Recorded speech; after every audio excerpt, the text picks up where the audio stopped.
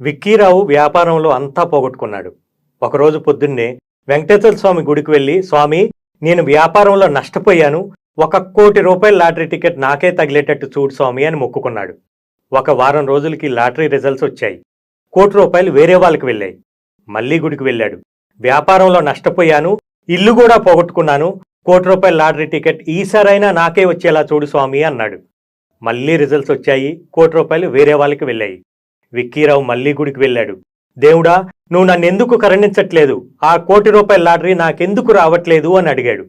అప్పుడు ఆకాశం నుంచి ఒక మెరుపులాగా మెరిసి, ముందు నువ్వు లాటరీ టికెట్ కొంటే గదా నీకొచ్చేలా చేయటానికి అని ఆ దేవుడే అన్నట్టుగా వినిపించింది. సరిగ్గా రియల్ ఎస్టేట్లో కూడా ఇలాంటి విక్కీరావులు చాలామంది ఉన్నారు. డబ్బులు సంపాదించుకోవచ్చని, వారి కష్టాలను అధిగమించవచ్చని ఈ రియల్ ఎస్టేట్లోకి వచ్చి ఎటువంటి ప్రయత్నం చేయకుండా లీడర్ని, కంపెనీని, చివరికి రియల్ ఎస్టేట్ని కూడా నెగిటివ్ చేసే విక్కీరావులు తెలుసుకోవాల్సింది ఒక్కటే: గట్టిగా ప్రయత్నం చేస్తే ఈ రియల్ ఎస్టేట్లో సక్సెస్ కావటం పెద్ద కష్టమేమీ కాదు.